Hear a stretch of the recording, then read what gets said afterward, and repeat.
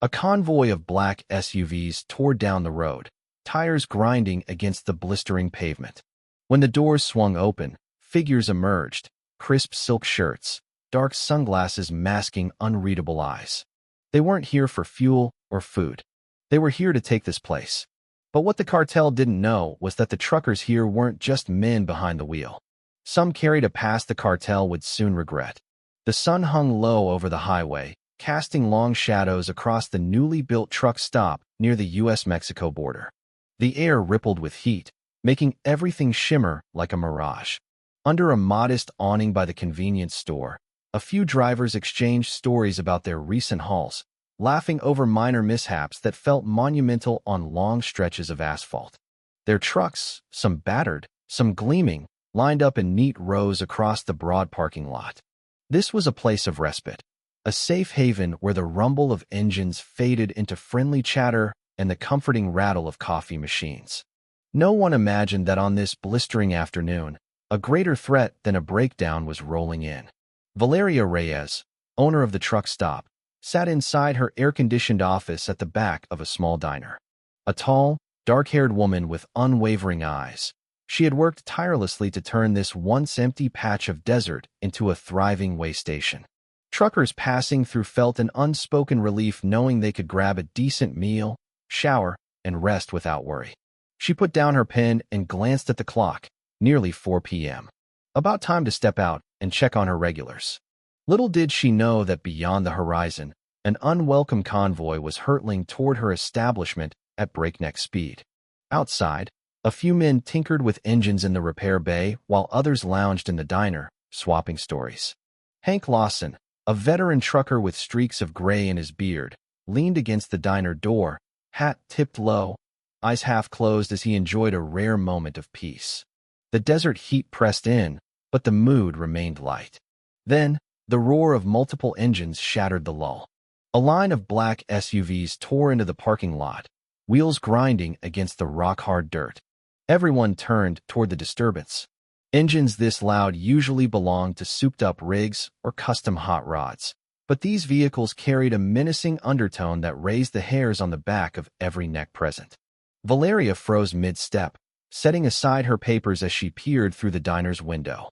At least 4 glossy black SUVs fanned out in a semicircle, blocking the main exit. The lead vehicle braked hard, sending a plume of dust skyward. Out stepped a man with a rugged build and a short, dark beard, wearing a black silk shirt that gleamed under the merciless sun. A thick gold chain hung around his neck, catching the light with each movement. Behind him, 6 more men emerged, each dressed in dark clothing, bulletproof vests peeking from beneath unbuttoned shirts, heavy boots kicking up the dusty ground.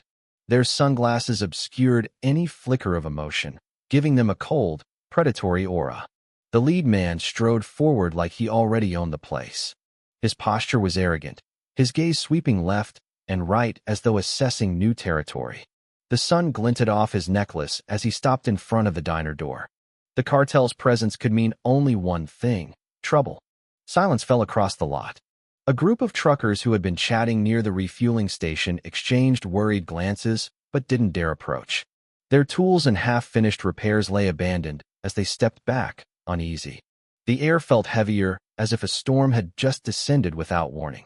Hector Ramirez was known among some drivers for his ruthless reputation. If rumors were to be believed, he was the right-hand man of Alejandro Castillo, a name spoken only in whispers. His presence here meant that Castillo wanted this place. And what Castillo wanted, he took, by money or by blood. Hector pushed the diner door open, scanning the interior with a calculating gaze. The radio playing faint music in the corner abruptly cut off when the trembling waitress behind the counter instinctively switched it off. Logan Carter, a broad-shouldered man seated in a booth at the far end, paused mid-sip of his coffee. He narrowed his eyes at the intrusion but remained silent, letting the stranger make the first move. Valeria emerged from the back, smoothing down her shirt. Her expression shifted from polite welcome to guarded tension the moment she recognized Hector. She stepped behind the counter, her chin held high. "I don't recall inviting you here." Hector ignored her remark, his gaze flicking around. "Quite a place you've got here, Val," he said, his voice low, laced with smug confidence. Alejandro likes it too. Sent me to finalize a few details. Valeria folded her arms. This truck stop isn't for sale. He let out a dismissive chuckle, then pulled a thick wad of banknotes from his back pocket, slamming it onto the counter. Who said anything about buying?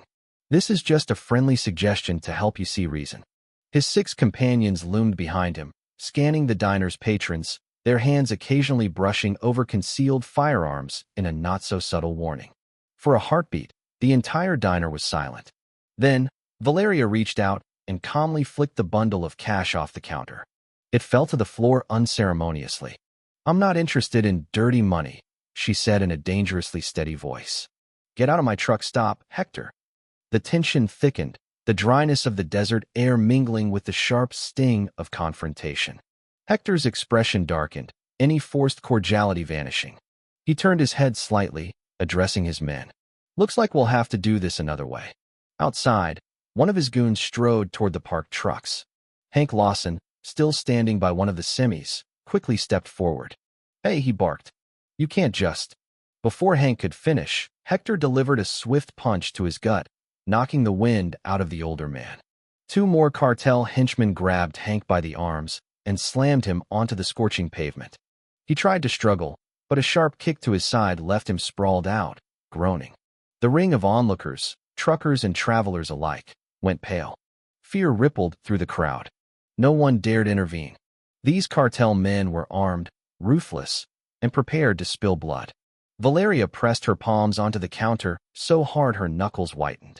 "Stop it," she shouted, preparing to rush around to help Hank. Hector shifted, blocking her path.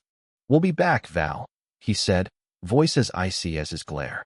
"Next time, no one walks away without paying." With that, he motioned to his men. They retreated, but not before one of them took a baseball bat and smashed a truck's windshield. Glass rained onto the pavement as the convoy of black SUVs roared off, leaving behind a swirl of dust and the bitter taste of impending war. The truckers gathered, tension thick in the air. They knew Hector and his men would return, and next time, they wouldn't bother with warnings. Logan Carter stood tall, surveying the damage, then turned to the crowd. "We stand together," he said, voice unwavering. "Or we fall alone." The seeds of resistance had been sown.